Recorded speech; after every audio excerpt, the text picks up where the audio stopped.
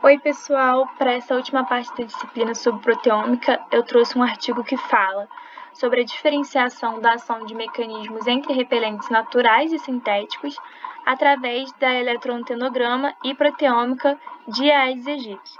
Essa é a capa do artigo, ele é desse ano mesmo, de 2022. Bom, Aedes aegypti ele é transmissor de diferentes doenças, como dengue, zika, chikungunya, e o uso de repelentes acaba sendo uma estratégia de proteção contra a picada desses insetos e a possível transmissão dessas doenças. Só que os repelentes sintéticos eles podem ser nocivos para o ser humano. Tem estudos que mostram que o uso prolongado desses repelentes pode causar problemas de saúde e acaba não sendo muito indicado para uso em crianças nem em gestantes. E também pode ser nocivo para o meio ambiente, desde a fabricação dele, que gera resíduos que não são devidamente tratados e são colocados no meio ambiente, tanto o descarte deles também após o uso. E durante o uso também, né? E aí surge a necessidade de alternativas mais seguras para os repelentes sintéticos. Então, o objetivo desse trabalho era comparar a eficácia de um repelente natural com a de um repelente sintético. E aí, para isso, 140 mosquitos que tinham sido criados em insetário, eles pegaram as fêmeas, foram expostos a moléculas repelentes naturais e sintéticas para poder fazer essa comparação.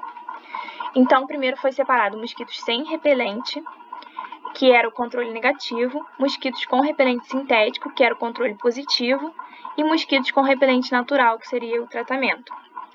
E aí, aqui do lado nessa imagem, mostra as moléculas que foram usadas para o experimento. Essa A, B e C aqui, as três são moléculas naturais que foram extraídas de óleos essenciais e elas já tinham sido testadas antes com ação repelente. E além disso, a molécula D aqui é uma molécula conhecida como um repelente sintético. E aí, como que eles fizeram o experimento? Eles pegaram essas 140 fêmeas e colocaram dentro de uma gaiola para mosquitos, que é mostrada aqui nessa imagem, é assim que é feito, e eles vedaram para poder ficar, quando eles colocassem essas moléculas dentro, não escapar, ficasse com a mesma concentração pelo tempo que durasse o experimento. Esse experimento durou 45 minutos. Como que foi feito? Eles colocaram uma mistura dessas moléculas, que eles acabaram mais para frente chamando de mistura. Então, eles usaram essas três moléculas naturais diferentes, juntas num papel filtro, e eles colocaram um solvente que era muito volátil. Então, elas iam para o ar logo depois que colocasse esse filtro. Então, eles colocaram o papel filtro dentro dessa gaiola dos mosquitos e deixaram ali ela vedadinha por 45 minutos. Depois disso, eles pegaram a gaiola inteira e colocaram no congelamento a menos 20 graus Celsius para sacrificar esses mosquitos.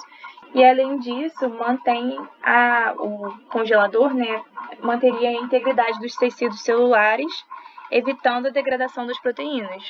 Eu preciso fazer um adendo importante aqui também, porque no título do artigo eu menciono análise de eletroantenograma. E depois eu não vou falar mais dele, então só para explicar aqui porque eu não botei no materiais e métodos e tal, porque não tinha a ver com a parte de proteômica. Então eu meio que separei o artigo em partes e tudo que eu explicar aqui desse resultado tem a ver com proteômica, então vai fazer sentido. Só para vocês entenderem isso.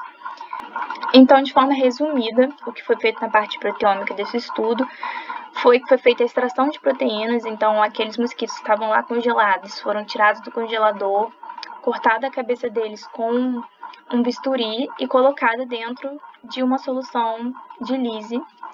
E aí começou, né, uma preparação para poder fazer a extração das proteínas. Depois foi feita essa extração, foi colocada em uma eletroforese bidimensional, que a gente teve explicação em aula, né, de como funciona. E aí foi separada essas proteínas em, entre aspas, categorias, né? E depois foi feita a remoção desses spots do gel contendo as bandas de interesse.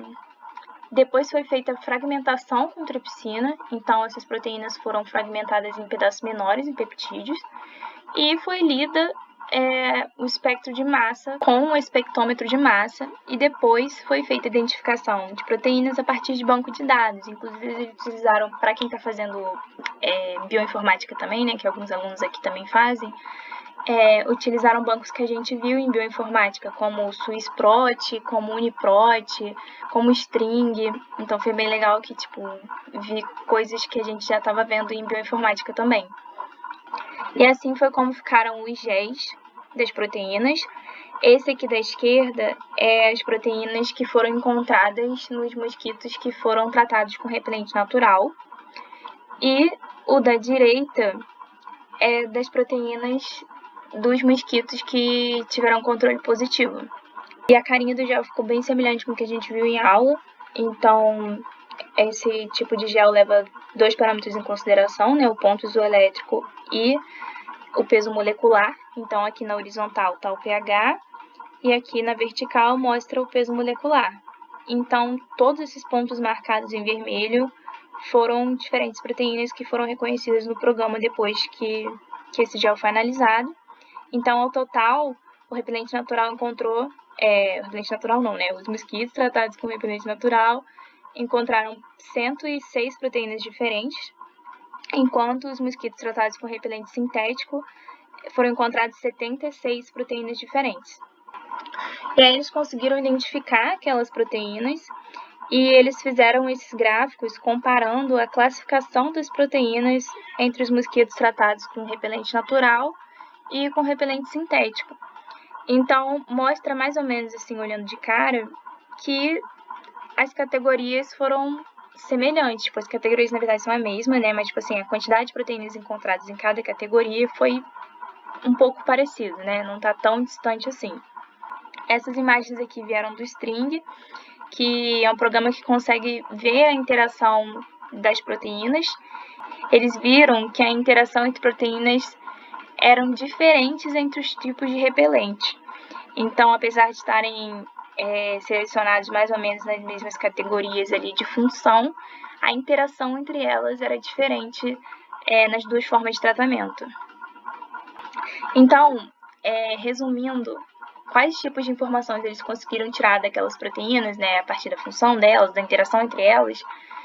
No geral, eles concluíram que tanto o repelente natural quanto o repelente sintético, eles agem mais ou menos da mesma forma, que seria confundindo o olfato do mosquito.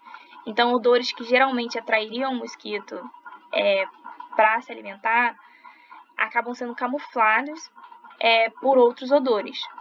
Então, nesse sentido, é semelhante. Então, tem um atraso na recepção de odores e transmissão de sinal neuronal. Os dois tipos de repelente têm, então tem essa semelhança. Além dessa semelhança, existe outra que seria exibir quase o mesmo tipo de mecanismo de recepção por meio de proteínas de ligação a odorantes. Então, a maneira como o mosquito percebe isso das duas formas é semelhante. No entanto, a resposta do mosquito é diferente para ambos os repelentes, que é o que a gente viu lá nas imagens do String. A forma com que essas proteínas elas interagem é muito diferente de um para o outro. Então, apesar de ser parecido na forma com que o mosquito percebe isso, a resposta é diferente. E além disso, as diferenças que eles encontraram foi que, no caso do repelente sintético, ele causa um estresse oxidativo e ele induz apoptose e neurotoxicidade no mosquito. Então, há um retardo de atividades como produção de energia, sinalização e desintoxicação. Uma parte importante aí é essa desintoxicação, porque o repelente sintético ele age no mosquito por bastante tempo, porque o mosquito não consegue eliminar essas moléculas. Já no repelente natural, ele não causa esse estresse oxidativo e, além disso, a célula elimina as moléculas de repelente por meio de proteínas de desintoxicação, ocorre o contrário do que o repelente sintético. Então, isso aí seria, em teoria, um contra que eles encontraram, porque quer dizer que o repelente natural, apesar de ser tão eficaz quanto um repelente sintético, ele dura menos tempo. Você tem que aplicar mais vezes, porque o mosquito ele consegue desintoxicar essas moléculas bem mais rápido do que um repelente sintético. Então, acho que é isso. Obrigada pela atenção de vocês.